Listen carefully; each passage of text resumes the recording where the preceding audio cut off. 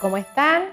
Mi nombre es Luz Viviana Tapia, soy su docente en dietoterapia del adulto. Hoy día vamos a tomar un tema bastante interesante, es en relación a la medición del índice de cintura. Ustedes ya pasaron un ramo previo en el cual vieron, ¿cierto?, lo que es la relación de la evaluación nutricional. Hagamos un recuerdo. El peso corporal se correlaciona directamente con la grasa corporal total. En las mujeres, el porcentaje de grasa debiera ser a menos 20% y en los varones menos de 30%. Ahora, de manera que resulta el peso en sí un parámetro adecuado para cuantificar cuál es el grado de obesidad de las personas. Dentro de los parámetros de la evaluación nutricional, el más utilizado tanto para niños como adultos es el cálculo del IMC. Esto es el peso en relación a talla al cuadrado. Y resulta ser un método válido para definir la obesidad y es un buen indicador de morbimortalidad. Sin embargo, en los últimos años hemos reconocido en la medición de por sí del índice de cintura como un buen indicador de acúmulo de grasa visceral. Y esto se relaciona directamente con el riesgo de tipo cardiovascular, así como también de patologías que vamos a revisar más adelante, como es el síndrome metabólico y la diabetes tipo 2. Por el que resulta ser más efectivo que la medición de grasa subcutánea, la cual realizamos a través del uso del caliper. El término grasa visceral se refiere a la grasa intraabdominal, que incluye la grasa intraperitoneal, ya sea mesentérica y omental, y que drena directamente a la circulación portal, como la grasa retroperitoneal, que drena la circulación sistémica. Ahora, lamentablemente, el acúmulo de este tipo de grasa de tipo visceral lleva a un efecto desfavorable para la salud, como es la liberación de ácidos grasos libres, que ustedes bien recordarán, ¿cierto?, se relaciona directamente con enfermedades de tipo cardiovasculares. Uno de los primeros efectos relacionados directamente con ellos es la resistencia a la insulina, lo que va asociado a enfermedades o otro tipo de patologías tan complejas como la dislipidemia, la hipertensión e hiperglicemia.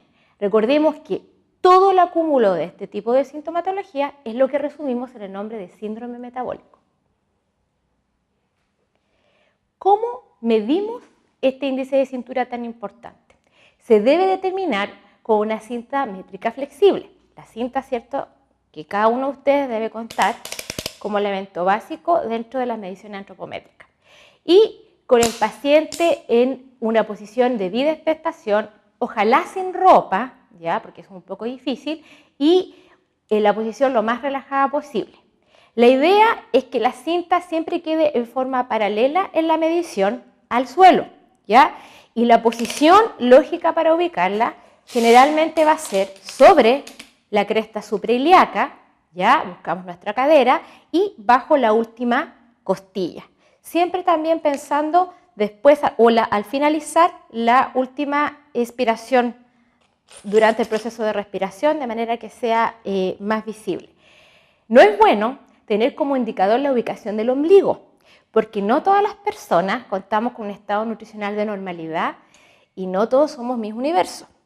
Por ende, la mayor ubicación de tejido graso en la zona visceral va a dificultar mucho más su ubicación. Por eso el parámetro de la ubicación del ombligo no es válido en esta medición.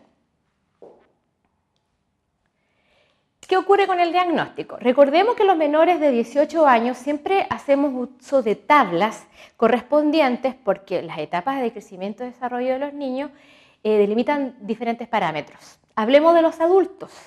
En el caso de los parámetros utilizados en la actualidad en el área de la salud, ustedes van a ver que nosotros recomendamos un índice menor a 88 centímetros en las mujeres y no mayor a 102 en los varones. Esto ya significa un riesgo cardiovascular. Sin embargo, según la IDF, este parámetro es mucho más exigente y es el que me gusta, digamos, que apliquemos por lo menos en los pacientes con patologías más complejas, porque en los varones se exige más de 94 centímetros y en las mujeres no más de 80. Es decir, aquí estamos valiendo en un parámetro europeo. Recordemos que las tablas infantiles se valen de parámetros más que nada europeos y nosotros tenemos que exigir, digamos, aquellos parámetros que son más cercanos a la calidad de vida que ustedes han visto, ¿cierto?, que tenemos en Chile y a los parámetros de salud con los cuales nosotros contamos. Ahora, en cualquiera de los casos, El rango sobre dichas mediciones ya considera un tipo de riesgo cardiovascular. Ahora, esto, aunque el IMC muchas veces resulta en rango de normalidad, ¿qué es lo que quiero decir con ello? Muchas veces el índice de masa corporal en hombres, mujeres o niños aparece dentro del rango de normalidad. Sin embargo, esta medición del índice de cintura ya puede abordar un riesgo de tipo cardiovascular de por sí solamente por el hecho de mayor depósito de grasa visceral. Recordemos eso. Los estudios recientes, ustedes saben que la ciencia de la salud siempre va avanzando, nos está mostrando una nueva alternativa en cuanto a la medición de la cintura, Y esta nueva medición se relaciona con la altura, lo cual en algunos casos resultaría ser mucho más simplificador y quizás más justo, porque consideraría la composición corporal y la altura del individuo. ¿Cómo se calcula esto? Ustedes toman de la misma forma el índice de la cintura y la dividen, ¿cierto?, por la altura talla en centímetros del paciente. Si el resultado es superior a 0,5, quiere decir que también existe algún tipo de enfermedad cardiovascular. Ahora queda por definir de parte del servicio de salud si vamos a utilizar este nuevo perímetro. Recordemos que antes de utilizar el índice de cintura de por sí, utilizábamos índice de cintura-cadera. Se cambió por índice de cintura. ¿Cambiaremos a índice de cintura-altura? Tenemos que esperar para saberlo. Los rangos de clasificación entre uno y otro, si es de menos riesgo cardiovascular o mayor riesgo cardiovascular, todavía está en discusión. Por eso no se los he aclarado durante esta clase.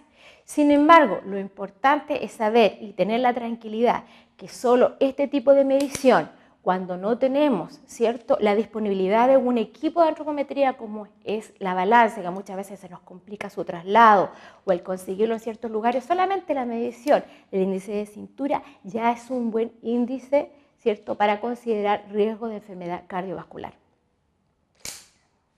Entonces, los invito a ustedes, a su familia, a hacer nuevas mediciones y a darle un nuevo uso a la cinta de medir junto a su calculadora, y los invito a que cuidemos nuestro peso y salud desde ahora. Nos vemos en una próxima clase.